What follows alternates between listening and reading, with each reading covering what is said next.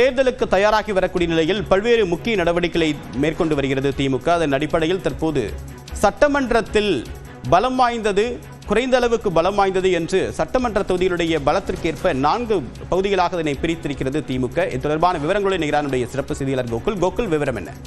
திமுக தேர்தல் பணிகளை தீவிரப்படுத்தியிருக்கக்கூடிய நிலையில 4 நிறங்களாக சட்டமன்ற தொகுதிகளை பிரித்து தற்பொழுது தேர்தல் பணிகளை தீவிரப்படுத்தியிருக்காங்க. அந்த அடிப்படையில் தான் 1-to-1 ஆலோசனை கூட்டத்தையும் முதலமைச்சர் நடத்தி வருகிறார்.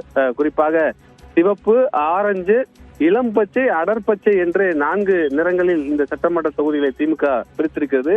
சிவப்பு என்ற நிறத்தில் இருக்கக்கூடிய சட்டமன்ற தொகுதிகள் கடந்த முறை வெற்றி வாய்ப்பை இழந்த தொகுதி, உட்கட்சி பிரச்சனைகள் இருக்கக்கூடிய தொகுதி, மீண்டும் கடுமையாக உழைக்க வேண்டிய தொகுதியாக இருக்கக்கூடிய சட்டமன்ற தொகுதிகளை சிவப்பு நிறத்திலும் ஆரஞ்சு நிறத்தில் இருக்கக்கூடிய தொகுதி கடுமையாக போட்டி இருக்கக்கூடிய தொகுதி, ஏற்கனவே வெற்றி பெற்றிருந்தாலும் இந்த முறையும் கடுமையாக போட்டி இருக்கக்கூடிய தொகுதிகளை ஆரஞ்சு நிறத்திலேயும் குறிப்பிட்டு தேர்தல் பணிகளை மேற்கொண்டு வர்றாங்க.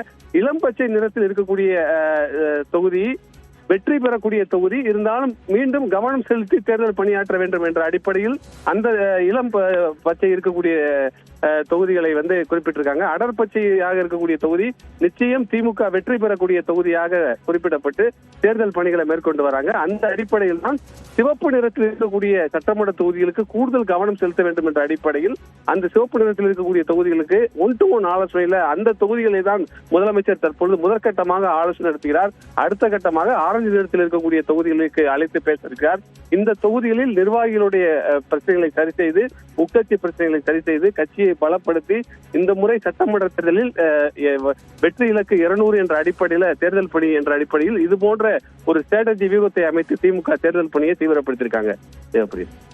கோகுல், இப்ப கூட்டணி கட்சிகள் ஒரு பக்கம் கூட்டணி இன்டாக்டா இருக்கு அப்படின்னு சொன்னாலும் கூட திமுக தனித்து இந்த முன்கூட்டியே இந்த வியூகத்தை வகுப்பதுடைய பின்னணி என்ன? 200 தொகுதிகளுக்கு மேல வெற்றி இலக்கு அப்படின்னு திமுக நிர்ணயிச்சிருக்கக்கூடிய அதே நேரத்தில் கூட்டணியும் கட்டுக்கோப்பா வைத்திருக்கிறது திமுகவுடைய முக்கியமான கடமை.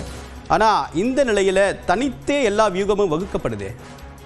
நிச்சயமாக திமுக கூட்டணி தொடர்ந்து 2019 நாடாளுமன்ற தேர்தலில் முதற்கொண்டு தொடர்ந்து அதே கூட்டணி தொடரும் நிலையில வெல்வோம் 200 படைப்போம் வரலாறு என்ற அடிப்படையில தொடர்ந்து முதலமைச்சர் எந்த ஆலோசனை கூட்டமாக இருந்தாலும், எந்த நிகழ்ச்சிகளாக இருந்தாலும் அந்த கருத்தை முன்வைத்துதான் பேசி வருகிறார். தொடர்ந்து 2வது முறையாக திமுக ஆட்சி பெற வேண்டும், ஆட்சி அமைக்க வேண்டும் என்ற அடிப்படையில திமுக கூட்டணி குறித்து கூட அவர்கள் வைத்திருக்கக்கூடிய சர்வேகளை அடிப்படையில், உளவுத்துறையுடைய தகவலின் அடிப்படையில் கூட்டணி கட்சி போட்டியிட்டால் கூட வெற்றி வாய்ப்பு எப்படி இருக்கும் என்ற சர்வே அடிப்படையில் தான் இந்த இது போன்ற தேர்தல் வியூகத்தை அமைத்து தேர்தல் பணிகளை அமைத்து வர்றாங்க. ஒருவேளை கூட்டணி கட்சிக்கு விட்டு கொடுத்தால் கூட, கூட்டணி கட்சி போட்டியிட்டால் கூட திமுக அந்த கூட்டணி கட்சி வெற்றி பெறுவதற்கான வியூகத்தை கூட தனியாக அமைத்து தேர்தல் பணியை தீவிரப்படுத்தியிருக்காங்க. அந்த அடிப்படையில் தான் இது போன்ற சட்டமன்ற தொகுதிகளை தனித்தனியாக பிரித்து கூடுதல் கவனம் செலுத்துவது, நிர்வாகிகளை அங்கு தேர்தல் பார்வையாளர்கள், தொகுதி பார்வையாளர்களை அங்கு நியமித்து தேர்தல் பணியை மீண்டும் தீவிரப்படுத்தி அந்த வெல்வோம் 200 என்ற இலக்கோடு தேர்தல் பணியை நடத்த வேண்டும், தேர்தலை சந்திக்க வேண்டும் என்ற அடிப்படையில் முன்கூட்டியே திமுக இந்த தேர்தல் களத்துக்கு தயாராகி வருகிறது. உங்களுடைய விரிவான தகவலுக்கு நன்றி கோகுல்.